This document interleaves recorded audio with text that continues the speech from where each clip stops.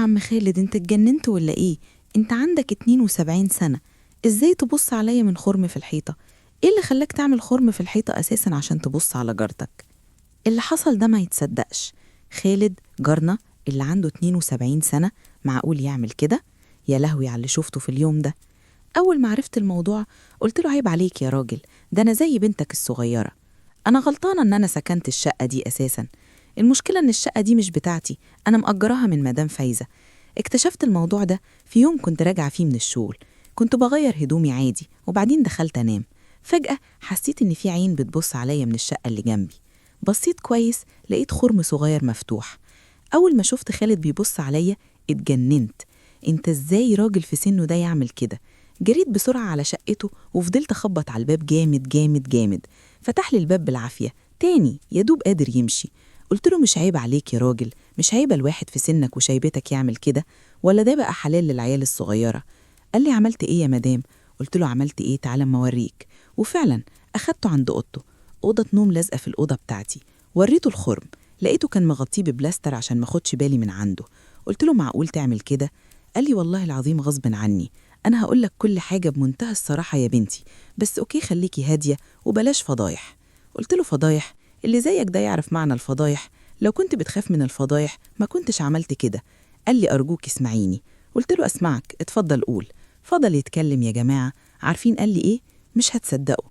قال لي والله يا بنتي أنا عشت عمري كله من غير ما اتجوز. قلت له معقولة؟ أنت دلوقتي عندك 72 سنة، راجل كبير يعني مش صغير. معقول لحد دلوقتي ما اتجوزتش؟ قال لي والله ما اتجوزت. قلت له إيه السبب؟ قال لي الظروف الصعبة اللي مريت بيها. قال لي أنا كان عندي حالة، كنت غلبان زمان لما كنت شاب صغير، محدش كان عايز يتجوزني خالص. قلت له دي حاجة مش بإيدك، غصب عنك، وأكيد حتى لو عندك ظروف كنت هتلاقي واحدة تشبه ظروفك. قال لي والله غصب عني، نفسي اتجوز وارتاح، نفسي يكون عندي زوجة تقولي كلمة حلوة. تصدقي إن أنا بقالي سنين ما سمعتش كلمة حلوة؟ قلت له إيه ده؟ فين أهلك؟ قال لي أنا ماليش أهل. قلت له إزاي ماليش أهل؟ قال لي أنا من الملجأ. قلت له معقول؟ قال لي أيوة. عارفين يا جماعة والله صعب عليا قوي لما قال لي إنه من الملجأ. قلت له طب إزاي أنت من الملجأ وعندك شقة ساكن فيها؟ قال لي ولاد الحلال، كنت بمد إيدي واشتغل والحمد لله دلوقتي معايا مبلغ كويس قوي، عشان كده قدرت أجيب شقة وعيش فيها. وعارفين يا جماعة والله صعب عليا قوي. طب إيه المطلوب مني دلوقتي؟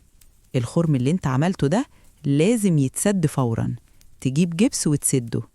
قال لي أسده، بس أنا عايز حل مشكلتي، مش برضو من عندي أنا، تشوف حد تاني، روح اتجوز، تشوف لك واحدة في سنك كبيرة. أنا وقتها يا جماعة كان عندي 41 سنة، يعني فرق كبير ما بيني وما بينه. المهم قلت له. قال لي بقولك إيه؟ قلت له نعم. قال لي عارفة إن أنا ما كلتش بقالي يومين؟ قلت له ليه؟ قال لي المطعم اللي كنت بروح أجيب منه أكل قفل. قلت له هو أنت محدش بيطبخ لك؟ قال لي لأ، بشتري أكل من بره. والله صعب عليا يا جماعة. في اليوم ده رحت الشقة بتاعتي، عملت له أكل حلوة، عندي بطاطس وطماطم ورز وزبطت له الدنيا، جبت له حتة سمنة بلدي عليهم وزبطت له كل حاجة. بعدين رحت وديت له الأكل، كل وشرب وعملت له كل حاجة هو عايزها. قلت له أنت أي حاجة عايزها اطلبها مني، اعتبرني أنا في مقام بنتك. قال لي والله بعتبرك أكتر من بنتك. قلت له إزاي يعني؟ قال بعتبرك إنك حبيبتي اللي ربنا بعتها لي، ملاكي اللي أنقذني من وحدتي. قلت له يا عيني عليك يا خالد، رغم إن سنك كبير بس لسه كلامك بيقول كلام حلو. قال لي طبعا، كلمة من هنا مني وكلمة من هنا منه. وسبحان الله يا جماعة، الراجل ده فعلا أنا أعجبت بيه جدا. من القصة والحكاية اللي هو قالها لي عرفت إنه فعلا غصب عنه بيعمل كده. أنا طبعا كنت مطلقة وعايشة لوحدي. بصراحة يا جماعة الراجل ده صعب عليا، فقلت أعمل فيه معروف، وخصوصا بعد ما قال لي أنت عارف أمنية حياتي إيه؟ قلت له يا ترى أمنية حياتك إيه؟ قال لي والله كل اللي أنا طالبه إني أتجوز وأعيش حياة مستقرة وجرب المشاعر الحلوة اللي أنا اتحرمت منها طول عمري. قلت له إيه المشاعر الحلوة من وجهة نظرك اللي أنت اتحرمت منها العمر كله؟ قال لي الجواز، الاستقرار، العيشة الطيبة، الكلمة الحلوة. أنا نفسي في واحدة تدلعني، تأكلني بإيديها. قلت له طب يا خالد أقول لك هم يا جمل. فضل يضحك وأنا ضحكت. بصراحة كانت ليلة حلوة جدا، ما أقدرش أنكر إن فعلا دايما كنت بزوره في الشقة بتاعته. فضلت أروح له وزوره لحد ما وقعت في حبه. وبعد ما وقعت في حبه اللي حصل بعد كده ما يتوصفش. قررت أتجوزه. كنت مستعدة أتحدى أي حاجة، بس كل اللي كان في دماغي إنه كان نفسه في أمنية. وكان سنه كبير وكان نفسه يعيش حياة حلوة. اتجوزته ودلعته وعشته الحياة الحلوة اللي كان بيحلم بيها بقاله سنين طويلة. وفعلا يا جماعة عشت مع الراجل ده أيام حلوة. كان معاه فلوس كويسة وكان بيصرف عليا منهم. الحياة مشيت وكل حاجة بقت زي الفل. كنا بنخرج ونهزر مع بعض وبنتفسح مع بعض. على الرغم من إنه كان كبير في السن إلا إني كنت بمسك إيده وكنا بنخرج ونتفسح. وبعد ما اتجوزنا وعشنا مع بعض، في يوم من الأيام وأنا قاعدة معاه كنت بطبخ له. قال لي والله العظيم الجواز ده حلو قوي. هو بنفسه قال لي كده. إزاي أنا كنت مجنون وحارم نفسي من كل الحلاوة والطعامة والدفى دي بقالي سنين طويلة. قلت له معلش، يلا الحمد لله إنك لحقت نفسك في الوقت المناسب. قال لي الصدق بالله ونعم بالله، والله العظيم انتي غيرتي لي حياتي للأحسن والأجمل، خليتي حياتي جنة بوجودك. ربنا يخليكي ليا وما يحرمنيش منك أبدا أبدا يا رب. قلت له وانت كمان ربنا ما يحرمنيش منك أبدا، ويخليك في حياتي زوج صالح وطيب ووفي، وربنا يبارك في صحتك وعمرك. عشنا في سعادة وهدوء. كل يوم بنقضيه مع بعض كان أحلى من اللي قبله. خالد كان كل يوم بيصحى الصبح يشكر ربنا على وجودي في حياته. كنت بحس إني مش بس زوجة، أنا كمان بنته وصديقته. كان بيحكي لي عن كل اللي بيضايقه وأنا كنت بسمعه وأخفف عنه.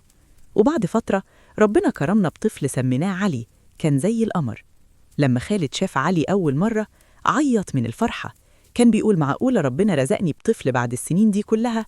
وشفته لأول مرة في حياته بيصلي ويبكي ويدعي ربنا. علي كبر قدام عينينا. كان أبوه بيحبه بطريقة غريبة، كان بيلعب معاه كأنه طفل ويضحك من قلبه. الحياة كانت ماشية بينا بشكل ما كنتش متخيلها في يوم من الأيام. بعد فترة خالد بدأ يتعب، كان سنه كبير والصحة بدأت تقل.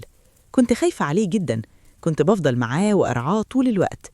كان بيحس بوجودي جنبه وكان دايما يقولي أنا مش خايف من حاجة طول ما انتي جنبي يا سارة.